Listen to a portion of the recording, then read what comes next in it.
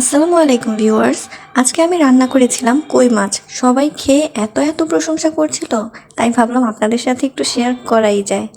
চলে যাচ্ছি রান্নায়। প্রথমেই আমি একটি পাত্রের মধ্যে তেল দিয়ে নিয়েছি। এর মধ্যে একে একে পেঁয়াজ, রসুন বাটা এবং লবণ দিয়ে ভালোভাবে নেড়েচেড়ে ভেজে নিয়েছি।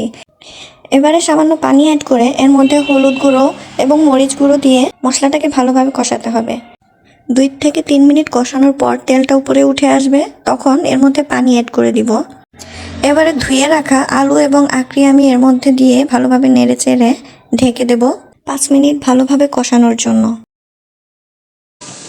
ভালোভাবে কষানো হয়ে গেলে আমি এর মধ্যে পানি অ্যাড করে দেব। এবার উপর দিয়ে মাছগুলো ছড়িয়ে ছিটিয়ে দিচ্ছি। মাছগুলোকে ঝোলের ভেতরে ডুবিয়ে দেব, যাতে মাছের ভিতরে মশলাগুলো ভালোভাবে ঢুকতে পারে। আর এদিকে মাছের ভিতরে অনেকগুলো ডিম হয়েছিল, আমি এগুলো দিয়ে দিলাম। তার উপরে কাঁচামরিচ এবং ধনেপাতা দিয়ে ঢেকে দিলাম 10 মিনিটের জন্য।